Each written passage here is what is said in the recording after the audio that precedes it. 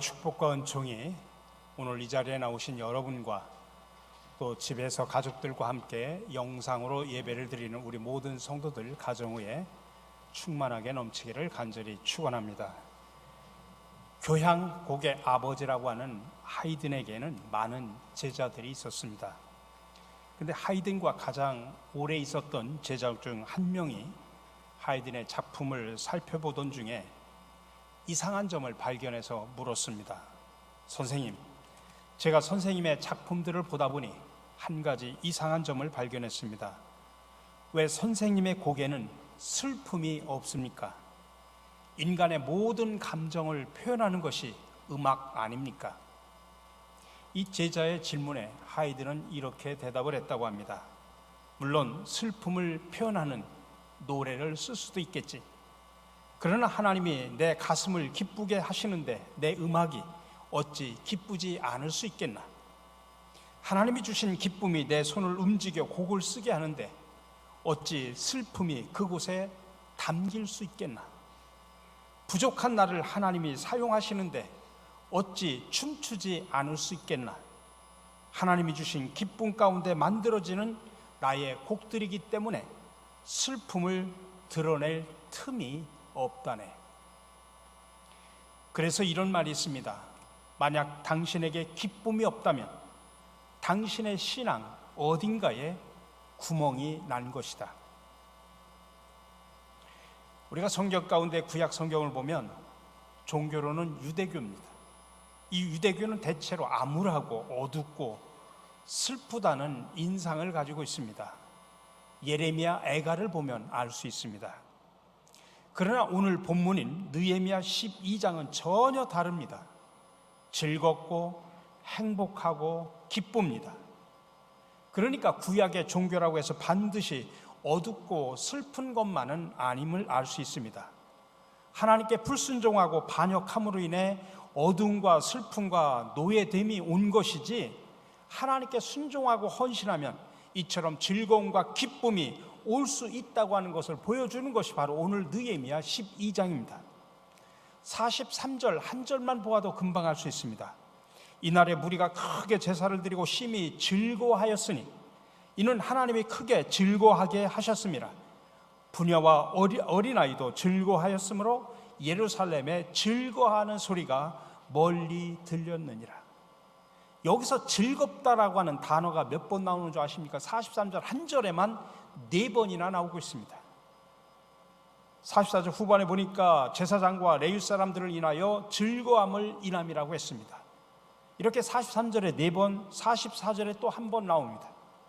그래서 모두 5번이나 즐거워했다라고 표현을 하고 있습니다. 하나님의 백성들은 하나님께 순종하고 헌신하면 하나님이 큰 기쁨과 즐거움을 주신다는 사실을 믿으시기 바랍니다. 근데 이런 즐거움과 기쁨의 축복은 옛날 구약 성도에게만 주고 그들만 누릴 수 있는 체험은 아닙니다. 즐거움과 기쁨의 축복은 모든 시대, 모든 하나님의 백성이 누릴 수 있는 축복입니다. 예수님은 우리에게 기쁨을 주시되 세상이 알지 못하는 기쁨을 주신다고 말씀하셨습니다. 그래서 우리 예수 믿는 사람들은 근본적으로 행복한 사람들입니다. 신명기 33장 29절에서 말합니다. 이스라엘이여 너는 행복자로다. 이스라엘아 너는 행복자로다 라고 말하고 있습니다. 그러므로 우리는 행복한 백성이요 우리는 즐거워하는 백성이 되어야 합니다. 여러분 한번 따라서 해봅시다. 나는 행복한 사람이다. 행복하게 사시기 바랍니다. 정말 우리는 행복한 사람들입니다. 왜냐하면 우리를 위해서 하나님께서 행해 주시는 일이 위대하기 때문입니다. 당신의 독생자 예수 그리스도를 보내 십자가에 피를 흘려 그 피값으로 우리를 용서해 주셨습니다. 하나님이 우리를 지옥에서 건져 천국으로 옮겨주셨으니 우리는 언제 죽어도 천국 갈 사람들입니다. 우리는 잠깐 살다가 죽습니다. 근데 인간은 죽음으로 끝나는 것이 아니라 예수님이 죽은 자 가운데서 3일 만에 부활하신 것처럼 우리도 죽은 자 가운데서 부활해서 영생을 누리게 됨을 믿으시기 바랍니다.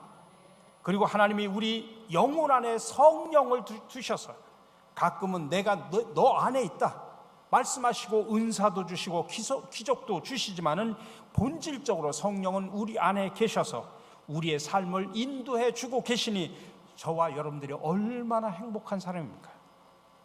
우리가 행복해야 될 이유를 잠깐만 생각해도 이렇게 수없이 많습니다. 특별히 오늘 본문 느헤미야 12장에서 유다 백성이 누리는 그 즐거움과 기쁨의 세 가지 특징을 생각을 해보면서 바로 이 느헤미야 12장의 기쁨이 저와 여러분들의 기쁨이 되기를 간절히 축원합니다. 첫 번째로는 하나님의 인정을 받는 기쁨입니다. 하나님께서 여러분들을 향해서 말합니다. 너희는 신실한 사람들이요 너희는 천국에 와야 될 사람들이라 라고 하면서 저와 여러분들을 인정해 주십니다. 오늘 느헤미야 12장 뒷부분만 읽었습니다만 1절부터 26절까지 보면 계속 이름이 나옵니다. 읽다 보면 지루한 내용입니다. 특별히 1절에서 26절까지는 제사장과 레위 사람들의 이름입니다. 1절에서 11절까지는 BC 538년에 스룹바벨과 귀환한 제사장들과 레위 사람들의 명단입니다. 그리고 12절에서 26절까지는 그로부터 94년 후인 BC 444년에 느헤미야와 에스라와 함께 활동한 제사장 레위 사람들의 명단이 나와 있습니다. 이들은 예루살렘은 물론이고 전국 각지에 흩어져 거주하면서 백성들의 신앙을 지도해 왔던 사람들입니다. 근데 이들은 대부분 어려운 시대를 살았습니다. 성벽 재건을 위해서 오랫동안 기도했지만은 응답을 눈으로 보지 못하고 죽은 사람들도 있습니다. 아무리 기도해도 응답을 못 받습니다. 그리고 많은 사람들이 죽었습니다. 하나님의 기적적인 축복이 오랫동안 지연되는 상황 속에서도 그들은 하나님을 향한 예배의 전통을 이어온 사람들입니다. 그럼에도 불구하고 사람들은 그들의 이름을 쉽게 잊어버립니다. 흔히 그런 말합니다. 사람이 헤어지는 것은 슬프지 않아도 잊혀지는 것은 슬프다라고 말합니다.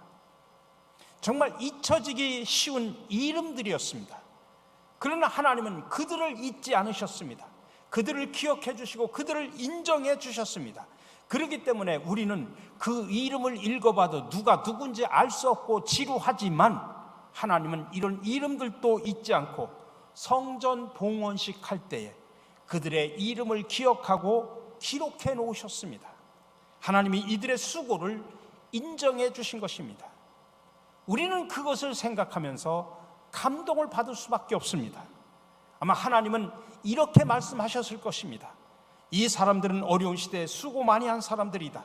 이 사람들의 수고로 인해서 성벽 재건이 가능해진 것이다. 그러므로 이 성벽 봉헌식을 하면서 반드시 이 사람들의 이름이 기록되어야 한다. 후손들은 이 사람들을 존경해야만 한다. 이들은 사회가 영적으로 어렵고 어두운 때도 나를 향한 예배 전통을 신실하게 지켜온 사람들이다. 이름을 성경에 기록하고 기억하고 인정해 줘야 된다라고 하는 그런 의미를 담아서 그들의 명단을 거기다 기록한 것입니다. 여러분, 다른 무엇보다도 하나님으로부터 인정받는다고 하는 거 얼마나 큰 기쁨입니까? 사랑하는 성도 여러분, 저와 여러분들은 하나님께서 영원 전부터 너는 내 백성이다라고 선택받은 사람임을 기억하시기 바랍니다. 우리를 기본적으로 인정해 주셨기 때문에 우리는 기본 인정을 받은 사람들입니다. 그런 기본 인정에다가 특별히 잘했다라고 인정을 받게 되면 얼마나 즐겁고 기쁘겠습니까? 하나님께 인정을 받는 것, 바로 우리 인간의 기쁨의 근원이라는 사실을 기억하시기 바랍니다. 시편 1편 6절에서 말합니다. 대저 의인의 길은 여호와께서 인정하시나 라고 표현하고 있습니다. 신명기 26장 18절에서도 말합니다. 여호와께서도 내게 말씀하신 대로 오늘날 너를 자기의 보배로운 백성으로 인정하시고.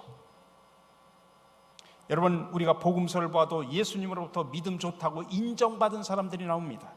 누가복음 26장에 보면 두 렙돈을 헌금한 과부에게 그는 구찬 중에도 자기의 모든 것을 넣었다고 하면서 과부의 헌금을 인정해 주시고 칭찬해 주셨습니다.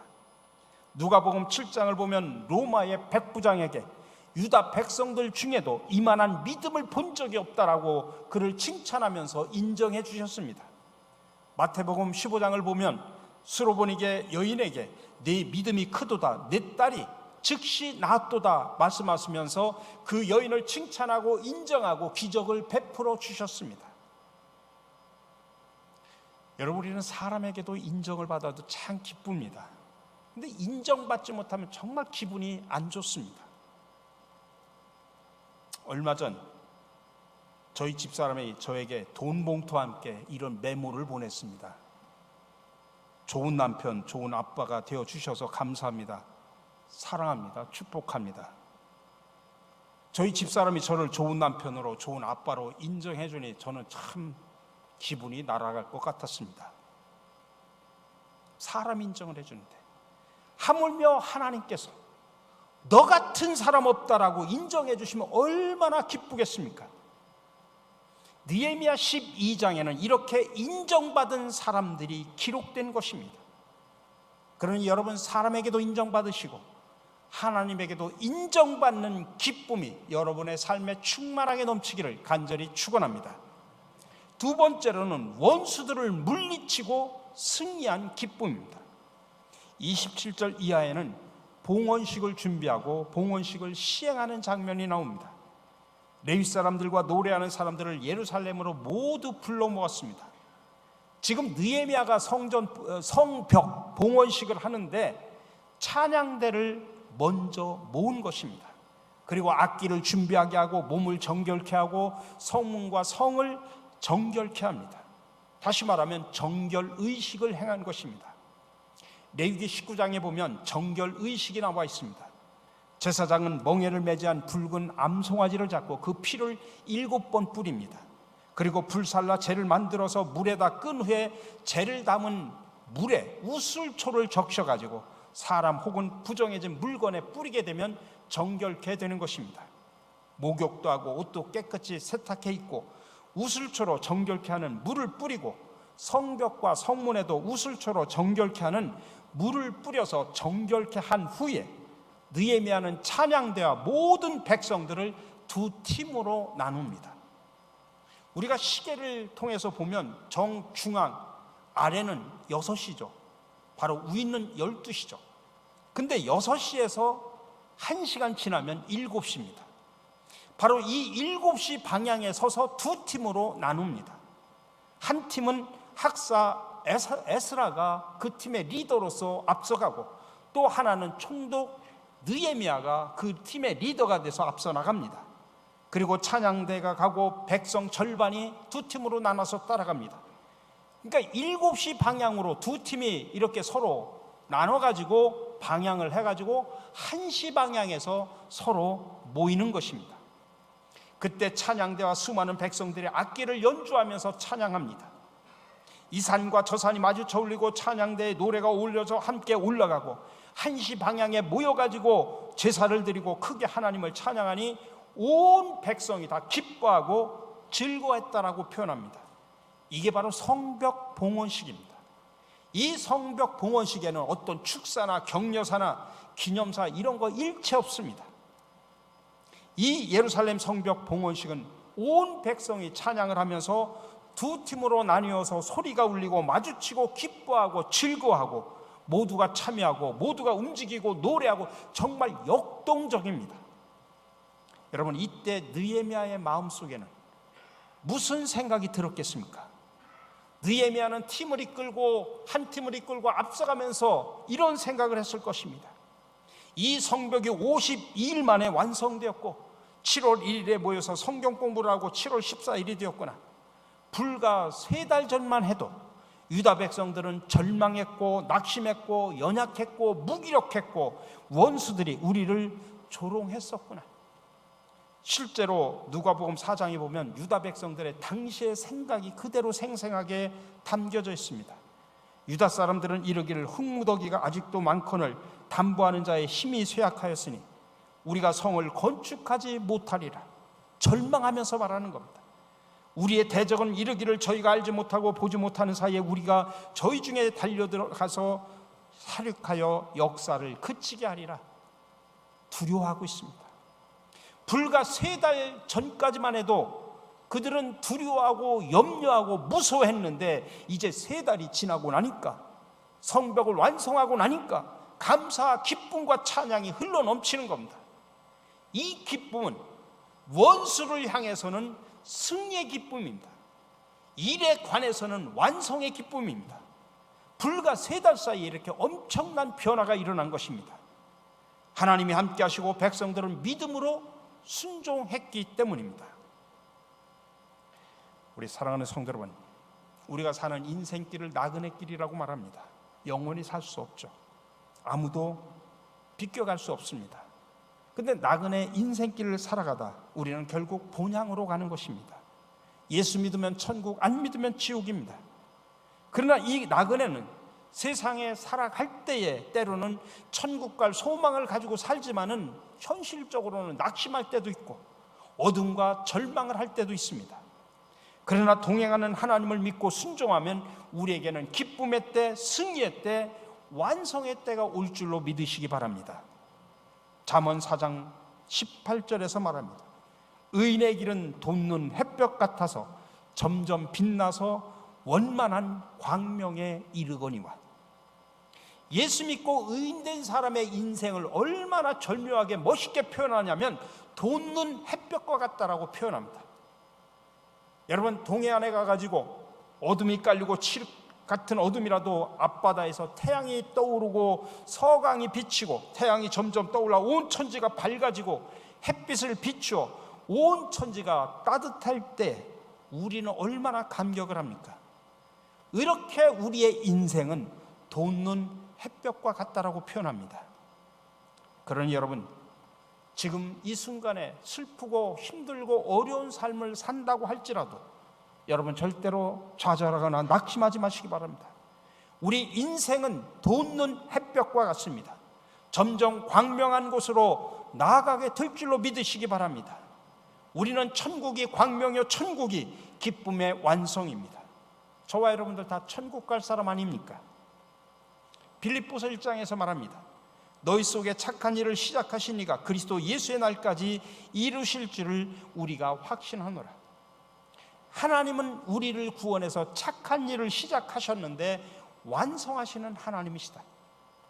그렇습니다. 천국은 완성의 기쁨, 승리의 기쁨이요 하나님께 감사하는 보은의 장소입니다.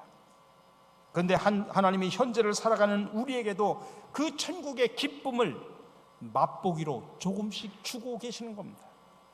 올 한 해도 여러분 이런 천국의 기쁨을 많이 맛보시기를 간절히 축원합니다.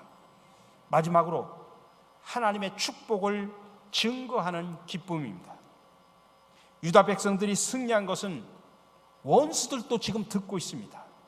이방 나라들도 듣고 있습니다. 오늘 43절에서 말합니다. 이날에 무리가 크게 제사를 드리고 심히 즐거워하였으니 이는 하나님이 크게 즐거워하게 하셨습니다. 부녀와 어린아이도 즐거워하였으므로 예루살렘에 즐거워하는 소리가 멀리 들렸느니라. 그렇게 성벽을 방해했던 원수였던 산발랏, 도비아, 게셈 이런 사람들도 그 기쁨의 소리, 즐거움의 소리를 듣고 뭐라고 얘기했겠습니까? 아, 이제 우리는 망했구나. 우리가 한 것은 실패했구나. 유다 백성들이 하나님이 함께 하셔서 성벽을 결국 완성하고 말았구나. 역시 유다 백성의 하나님은 위대하신 하나님이시로다. 포로된 자들을 해방시켜 예루살렘에 와서 성벽까지 건설하고 살게 하셨도다. 이방 나라 사람들도 소식을 듣고 있는 겁니다. 여러분, 교회의 승리의 노래는 마귀에게는 멸망의 선포가 되는 것입니다. 예수 그리스도의 부활의 소식은 마귀의 머리가 깨지는 소리와 똑같습니다. 여러분, 우리 신갈 장로교회 성령이 임해서 우리 교회가 부흥한다고 하는 소식은 마귀 진영에는 곡소리나 마찬가지입니다. 아, 신갈 장로교회가 저렇게 부흥하고 있구나, 우리는 망했구나, 그럴 수밖에 없습니다. 지금 이방 나라가 하나님의 백성이 부흥한다는 소리를 듣습니다. 그러므로 하나님의 축복으로 인해서 백성들이 즐거워하는 것은 단순하게 감정적인 즐거움 그 이상의 의미를 갖고 있다고 하는 것입니다. 이것은 성도와 선교의 승리의 의미입니다. 선교의 열매를 맺는 것입니다.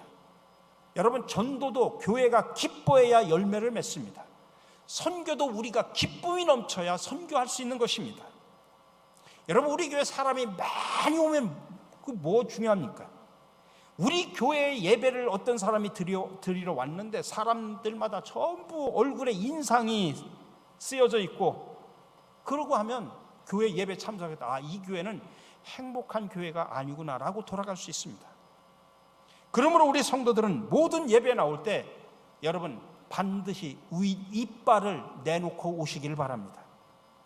부흥하는 교회들은 대부분 이빨을 내놓고 다닙니다. 우리가 전도도 하고 선교의 열매를 맺는 것 훈련받았다고 프로그램을 했다고 오는 것이 아닙니다. 우리 성도들 개개인의 영혼이 예수 믿어서 성령 받고 충만하고 기쁨이 넘치면 자연스럽게 전도도 되고, 그런 사람들이 모인 교회 예배에 참석하면서 야, 바로 여기로구나, 그래서 출석하게 되는 것입니다. 그래서 부흥하는 교회 성도들을 보면 공통점이 있습니다. 거의 교인들이 얼굴이 밝고 기쁨이 넘치고 활력이 넘칩니다. 그러나 부흥이 안 되는 교회를 보면 어둡고 기쁨이 없고 활력이 없습니다. 저는 가끔 새가족들이 오셔서 한 달 후에 새가족들하고 이렇게 미팅을 할 때 제가 우리 교회를 선택하게 된 동기가 뭡니까 하면 여러 가지 이야기를 하는 중에 하나가 교회가 밝아 보여서 좋습니다. 이 조명이 밝다는 이야기가 아니라 우리 교인들의 얼굴이 밝아서 좋다라고 하는 이야기를 들을 때마다 저는 그 소리 들을 때가 제일 기쁩니다. 그 얘기는 우리 성도들의 가슴 속에 성령이 함께 하셔서 늘 기쁨이 넘치구나, 나는 그 소리나 마찬가지입니다. 시편 126편은 학사 에스라가 기록한 것입니다. 거기 1절 3절에 보면 여호와께서 시온의 포로를 돌려보내실 때 우리는 꿈꾸는 것 같았도다. 그때 우리 입에는 웃음이 가득하고 우리 혀에는 찬양이 찼었도다. 그때 문나라 가운데서 말하기를 여호와께서 그들을 위하여 큰 일을 행하셨다 하였도다. 여호와께서 우리를 위하여 큰 일을 행하셨으니 우리는 기쁘도다라고 기록하고 있습니다. 여호와 하나님이 바벨론 포로된 백성들을 해방시키고 돌아오게 하셔서 무너진 성벽을 세우셨습니다. 이렇게 하나님께서 큰 일을 행하셨다라고 하는 것을 시편의 시로 고백을 하고 있습니다. 열방 사람들이 그 소식을 듣고 유다 백성들에게 하나님이 큰 일을 행하셨대 소문이 자자합니다. 그 소리를 들으니 기쁘다 이 말씀입니다. 올 한 해 하나님이 여러분과 여러분의 가정과 여러분이 하는 모든 사업과 우리 교회에 큰 일을 행하고 이런 기쁨이 넘치는 한 해가 되시기를 주님의 이름으로 간절히 축원합니다. 그래서 기쁨의 해, 천국의 즐거움을 맛보는 해가 되기를 바랍니다. 특별히 올해는 작년부터 시작해서 코로나로 너무나 힘들었던 우리나라에 치유의 역사가 일어나 일상이 회복되는 그런 승리와 기쁨의 소식이 들리기를 간절히 바랍니다. 여러분, 오늘 우리가 읽은 느헤미야 12장은 기쁨의 장입니다. 우리는 느헤미야처럼 기쁨을 만들어내는 사람이 되어야 합니다. 기쁨을 만들어낼 뿐만 아니라 유다 백성들처럼 그 기쁨의 축복을 내가 누리고 또 이웃에게 나누는 성도의 삶이 되시기를 주님의 이름으로 간절히 축원합니다.